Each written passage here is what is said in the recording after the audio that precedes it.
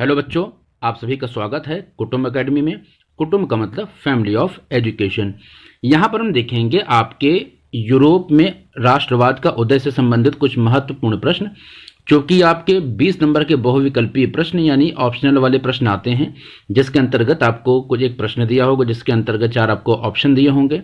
आपको इन बहुविकल्पीय प्रश्नों में सभी ऑप्शन को सही आंसर को छांट करके लिखना होगा। इस तरीके से प्रत्येक ऑप्शन आपका 1 नंबर का होता है। उसी क्रम में यहाँ पर मैं आपके लिए कुछ ऐसे इंपॉर्टेंट इस चैप्टर से क्वेश्चन छांट के लाया हूँ, जिसके एग्जाम में आने की मोस्ट इंपॉर्टेंट चांसेस है। सबसे महत्वपूर्ण जो प्रश्न है यूरोप में राष्ट्रवाद के उदय से संबंधित, उन सभी बहुविकल्पीय प्रश्नों को मैं आपके सामने लेकर के आया हूँ। उम्मीद करता हूँ इस पूरी वीडियो को देखने के बाद आपको सारे क्वेश्चन की अच्छे से प्रैक्टिस हो गई होगी और बहुत तेजी से मैं इन सभी क्वेश्चंस की प्रैक्टिस लेकर के चलूंगा। यहाँ पर देखते हैं जिस प्रश्नों की चूंकि अगर व्याख्या भी करनी होगी तो उनकी थोड़ी सी हम व्याख्या भी करेंगे। यहाँ पर देखते हैं पहला प्रश्न दिया हुआ है कि निम्नलिखित में से किसने जर्मनी के एकीकरण की आधारशिला रखी थी। तो ये रखी थी नेपोलियन बोनापार्ट ने। किसने रखी थी? नेपोलियन बोनापार्ट ने। नेपोलियन बोनापार्ट से संबंधित बहुत जरूरी बात यह है कि चूंकि यूरोप में राष्ट्रवाद का उदय में सबसे जो महत्वपूर्ण जो कैरेक्टर है वो नेपोलियन बोनापार्ट ही है। इसने क्या किया था कि इसने 1804 ईस्वी में, कब? 1804 ईस्वी में यह फ्रांस का सम्राट बन गया था और एक नए संविधान की इसने स्थापना कर दी थी। क्या करी थी? एक नए संविधान की स्थापना करी थी कि किस तरीके से अब जो फ्रांस में जो कानून व्यवस्था है वो चलेगी। इसके अलावा इसने शासन को केंद्रीकृत किया था। क्या किया था? इसने शासन को केंद्रीकृत किया था। केंद्रीकृत का मतलब हो गया कि जो केंद्रीकृत का अंतर्गत क्या हो जाएगा कि जो भी शासन व्यवस्था थी वो मुख्य रूप से केंद्र में ही रहेगी, यानी जिस प्रकार का निर्णय केंद्र लेगा उसी प्रकार से शासन व्यवस्था होगी। चूंकि केंद्र में राजा था यानी सम्राट था, और सम्राट कौन था? नेपोलियन बोनापार्ट था। उसने केंद्रीकृत कर दिया था पूरी व्यवस्था को। इसके अलावा इसने आर्थिक जो स्थिति उसको सुदृढ़ करने के लिए बैंक ऑफ फ्रांस की स्थापना कर दी थी। किसकी स्थापना की थी? बैंक ऑफ फ्रांस की। तो ये भी प्रश्न आपके एग्जाम में पूछा जा सकता है कि बैंक ऑफ फ्रांस की स्थापना किसने की थी? तो नेपोलियन बोनापार्ट ने की थी। और पूरी शासन व्यवस्था को सुदृढ़ चलाने के लिए इसने क्या किया था? नेपोलियन कोड बना दिया था। क्या बनाया था? इसने बना दिया था नेपोलियन कोड। नेपोलियन कोड की स्थापना की थी, जिसे हिंदी में कहते हैं नेपोलियन संहिता। तो किस प्रकार से कानून व्यवस्था चले उसके लिए इसने तमाम प्रकार के जो परिवर्तन किए थे। तो इस प्रश्न का जो आंसर हो जाएगा कि निम्नलिखित में से किसने जर्मनी के एकीकरण की आधारशिला रखी थी? तो रखी थी नेपोलियन बोनापार्ट ने। ठीक है, दूसरा प्रश्न हम देख लेते हैं। दूसरा प्रश्न दिया हुआ है कि निम्न में से किसे फ्रांस की क्रांति का अग्रदूत कहा जाता? तो फ्रांस की क्रांति का जो अग्रदूत था वो कौन था? रूसो था। कौन था? रूसो था। रूसो का जन्म चूंकि बिल्कुल साधारण से परिवार में हुआ था और इसने किताब लिखी थी जिसका नाम था सामाजिक समझौता। इसकी किताब का क्या नाम था? इसकी किताब का नाम था सामाजिक समझौता। ठीक है, सामाजिक समझौता इसकी किताब का नाम था। और सामाजिक समझौता किताब के अंतर्गत क्या दिया हुआ था? तो कि सामाजिक जो समझौता था उसके अंतर्गत महत्वपूर्ण रूप से ये बताया गया था कि जो जनता होती है, चूंकि जिस समय ये व्यवस्थाएं हो रही थी, इस प्रकार की जो क्रांतियां हो रही थी, तो ज़्यादातर जगहों पर क्या था कि राज्य जो शासन व्यवस्था थी वो राजा के हाथ में होती थी। किंतु इसका मानना था, अपना रूसो का ये मानना था कि जो शासन व्यवस्था है उसका जो मुखिया होना चाहिए वो जनता होनी चाहिए, नहीं जनता ही सर्वोपरि है। इस भावना से जो फ्रांस की जनता थी वो मतलब प्रेरित हो गई और फ्रांस में अनेक जगह जो क्रांतियां हैं वो होने लगी। तो निम्न में से किसे फ्रांस की क्रांति का अग्रदूत कहा जाता है? तो उसे कहा जाता है रूसो को। ठीक है, नेक्स्ट क्वेश्चन लिख लेते हैं। सामाजिक उपबंध यानी सोशल कॉन्ट्रैक्ट जो नामक पुस्तक का लेखक कौन था? अभी मैंने आपको बताया सामाजिक जो क्या था, सामाजिक जो समझौता मैंने आपको किताब बताई है, तो सामाजिक समझौता या सोशल कॉन्ट्रैक्ट या सामाजिक उपबंध, इस किताब को तीनों नाम से पुकारा जा सकता है। सामाजिक उपबंध, सोशल कॉन्ट्रैक्ट और सामाजिक समझौता। इस किताब का लेखक कौन था? तो आपने अभी उसका आंसर दिया है। कौन लेखक था इसका? रूसो था। नेक्स्ट क्वेश्चन देख लेते हैं। विश्वकोश नामक ग्रंथ की रचना किसने की थी? तो ये इंपॉर्टेंट है। इसकी रचना की थी दिदरो ने। किसने की थी? दिदरो ने की थी। विश्वकोश यानी इंसाइक्लोपीडिया जो किताब है उसकी स्थापना की थी दिदरो ने। दिदरो चूंकि एक क्या था? एक फिलोसफर था। फिलोसफर का मतलब ये हो गया एक ये दार्शनिक था। दिदरो क्या था? एक दार्शनिक था। और इसने क्या किया था कि इसने ये क्या करता था कि इसके जो लेख होते थे इसके लेख जो है ना जनता पर बड़ा प्रभाव डालते थे। इसके जो लेख होते थे वो जनता पर बड़ा प्रभाव डालते थे, जनता इससे प्रेरित हो जाती थी इसके लेखों से, और क्रांति की ओर अग्रसर हो जाती थी। तो जो फ्रांस की सरकार थी इससे बहुत घबरा गई थी, जिसके कारण इस विद्रोह को तमाम प्रकार की परेशानियां विश्व जो इसका जो लेख है उन सबको रोकने के लिए सरकार देने लगती थी। ठीक है ना। तो जो विश्वकोश यानी इंसाइक्लोपीडिया नामक जो ग्रंथ है उसकी रचना दिदरों ने की थी। नेक्स्ट क्वेश्चन देख लेते हैं। 1789 ईस्वी में फ्रांस की क्रांति के समय किसका शासन था? तो 1789 ईस्वी में फ्रांस की क्रांति के समय लुई 16वें का शासन था। किसका शासन था? लुई 16वें का शासन था। अब यहाँ पर अगर हम एक मुख्य बात देखें तो इसमें आप अगर देखेंगे तो यहाँ लिखा हुआ है 1789 की क्रांति के समय।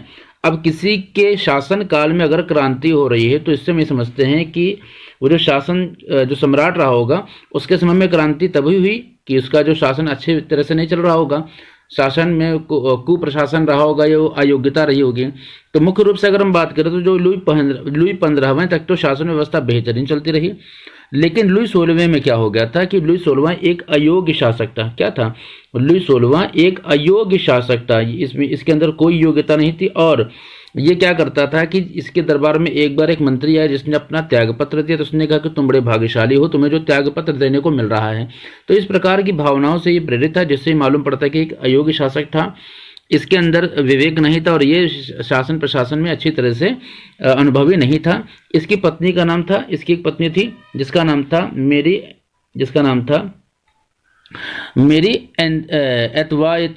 मेरी एतवायनेत। ये क्या था? ये ऑस्ट्रेलिया की महारानी थी थेरेसा। ऑस्ट्रेलिया की महारानी थेरेसा की ये पुत्री थी जो कि इसकी पत्नी थी। ठीक है ना। तो फ्रांस की क्रांति के समय किसका शासन था? लुई 16वें का शासन था। नेक्स्ट क्वेश्चन देख लेते हैं। क्रांति के दौरान जन कल्याण के लिए सबसे अधिक काम किस समय हुआ? तो जिस समय क्रांति चरम पर थी उस समय हुआ था, नहीं आतंक राज्य कह सकते हैं उसको। ये क्वेश्चन कुछ थोड़ा सा ठीक नहीं है। नेक्स्ट देख लेते हैं। फ्रांस की क्रांति में मुख्य भूमिका किस वर्ग की थी? तो जो फ्रांस की जिस समय क्रांति हुई थी तो जो मध्यम वर्ग था, मध्यम वर्ग की मुख्य भूमिका थी। किसकी मुख्य भूमिका थी? मध्यम वर्ग की मुख्य भूमिका थी। बैंक ऑफ फ्रांस की स्थापना किसने की थी? अभी पीछे मैंने आपको एक्सप्लेन करके बताया था। तो बैंक ऑफ फ्रांस की स्थापना किसने की थी? नेपोलियन बोनापार्ट ने की थी। क्योंकि 10-15 मिनट की ये वीडियो है, फटाफट आप रिवीजन कर सकते हैं। नेक्स्ट दिया हुआ है कि मानव और नागरिक अधिकारों की घोषणा किस सभा ने की थी? मानव और नागरिक अधिकारों की घोषणा की थी संविधान सभा ने। किसने की थी? संविधान सभा ने की थी। ऑप्शन डी इस प्रश्न का सही आंसर हो जाएगा। नेक्स्ट दिया हुआ है कि ऑस्ट्रिया के साथ प्रशा का युद्ध कब हुआ था? तो ऑस्ट्रिया के साथ जो प्रशा का युद्ध था वो 1866 ईस्वी में हुआ था। ऑस्ट्रिया के साथ प्रशा का युद्ध कब हुआ था? तो ऑस्ट्रिया के साथ जो प्रशा का युद्ध हुआ था 1866 ईस्वी में, जो कि आपका ऑप्शन नंबर घ इस प्रश्न का सही आंसर हो जाएगा। नेक्स्ट क्वेश्चन हम देख लेते हैं। नेक्स्ट क्वेश्चन दिया हुआ है कि फ्रांस का ऑस्ट्रिया के साथ किस संधि के द्वारा जो युद्ध विराम हुआ था? तो मोस्ट इंपॉर्टेंट क्वेश्चन है वियना की संधि। इस वियना की संधि से आपके लॉन्ग आंसर में भी प्रश्न बन सकता है। आपको समझ आ रही होगी बात कि वियना की संधि से संबंधित आपका लॉन्ग आंसर में भी प्रश्न बन सकता है, इसको भी आप देखते चलिएगा। तो प्रशा का जो ऑस्ट्रिया के साथ किस संधि के द्वारा विराम हुआ था? तो वियना की संधि के द्वारा ये विराम हुआ था। ठीक है। नेक्स्ट क्वेश्चन हम देख लेते हैं। नेक्स्ट क्वेश्चन दिया हुआ है कि फ्रांस और प्रशा का युद्ध कब हुआ था? तो फ्रांस और प्रशा का युद्ध 1870 ईस्वी में हुआ था। कब हुआ था? 1870 ईस्वी में फ्रांस और प्रशा के बीच में युद्ध हुआ था। और फ्रांस ठीक है, मैंने आपको कब बताया? 1870 ईस्वी में। ठीक है। नेक्स्ट क्वेश्चन देख लेते हैं। फ्रांस की क्रांति कब हुई थी? तो मोस्ट इंपॉर्टेंट क्वेश्चन है, पूरा चैप्टर इसी पर आधारित है। जो फ्रांस की क्रांति वो 1789 ईस्वी में हुई थी। ऑप्शन डी इस प्रश्न का, यानी ऑप्शन घ इस प्रश्न का, 1789 में फ्रांस की क्रांति हुई थी। इस प्रश्न का आंसर सही। नेक्स्ट क्वेश्चन यहाँ पर दिया हुआ है कि प्रथम स्टेट कौन होते थे? तो प्रथम स्टेट के अंतर्गत अगर हम देखें तो पादरी लोग हुआ करते थे। ठीक, कौन होते थे? पादरी लोग। क्योंकि समाज में उस समय 3 स्टेट हुआ करते थे, 1, 2, 3। पहले स्टेट के अंतर्गत कौन आते थे? पादरी लोग। ये पादरी वो लोग होते थे जो चर्चों में बैठते थे और जो आम जन थे उनसे क्या लिया करते थे? उनसे टैक्स वसूला करते थे। तो आम जनता को डबल टैक्स देने पड़ते थे। एक तो जो चर्च है वो टैक्स लिया करते थे, दूसरा जो वहाँ का किंग था, जो भी राजा या सम्राट हुआ करता था, वो भी टैक्स लिया करता था। तो इस तरीके से जो आम जन थी वो उस पर डबल टैक्स की मार हुआ करती थी। पैसा टैक्स सब कुछ दिया करते थे आमजन, और उनके पैसों का इस्तेमाल कौन करते थे? ये पादरी, जो पादरी लोग हुआ करते थे ये लिया करते थे। दूसरा जो स्टेट था, 3 स्टेट मैंने आपको बताया था, पहला स्टेट पादरी, दूसरे स्टेट के अंतर्गत सामंत लोग थे। कौन थे? सामंत लोग थे।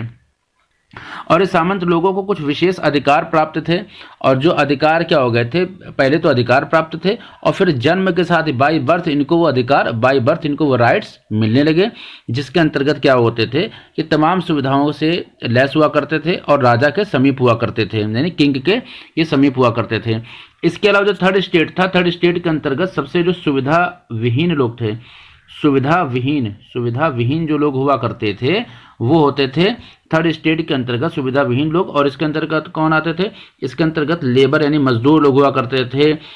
मजदूर के अलावा और मजदूर हैं या जो श्रमिक हैं, मजदूर हैं, श्रमिक हैं, या ऐसे छोटे कामगार लोग, तो ये लोग हुआ करते थे तीसरे स्टेट के अंतर्गत। लेकिन तीसरे स्टेट के अंतर्गत भी 2 भाग हुआ करते थे। एक तीसरे स्टेट के अंतर्गत जो ऊंचे लोग हुआ करते थे, जो पढ़े लिखे थोड़े से अपने आप को आर्थिक रूप से उन्नत कर चुके थे, जैसे डॉक्टर हैं, इंजीनियर हैं, तो ये लोग भी तीसरे स्टेट के अंतर्गत ही आया करते थे। तो यहाँ मैंने आपको बता दिया कि प्रथम स्टेट कौन होते थे, तो जो पादरी लोग हुआ करते थे। नेक्स्ट देख लेते हैं कि मॉन्टेस्क्यू किस सिद्धांत का प्रतिपादन किया था? मॉन्टेस्क्यू ने किस सिद्धांत का प्रतिपादन किया था? तो अधिकार विभाजन का प्रतिपादन किया था।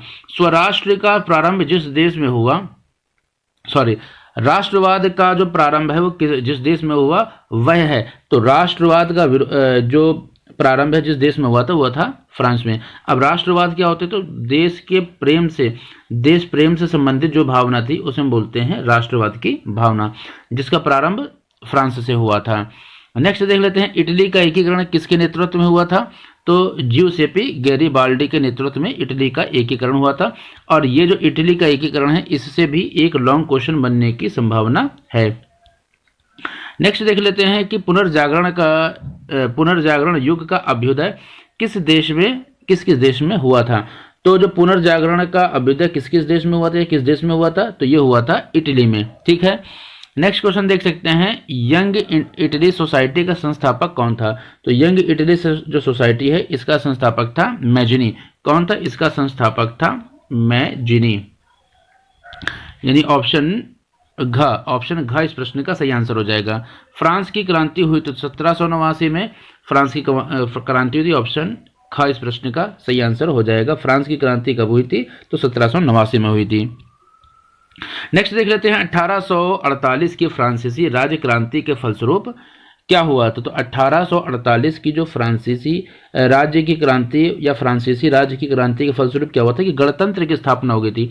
मोस्ट इंपॉर्टेंट है, और इससे भी एक और अन्य प्रकार के भी प्रश्न बन सकते हैं। तो गणतंत्र की स्थापना हुई थी। गणतंत्र का मतलब ऐसा तंत्र जहां पर जनता को अधिकार प्राप्त होते अपनी सरकार चुनने के लिए।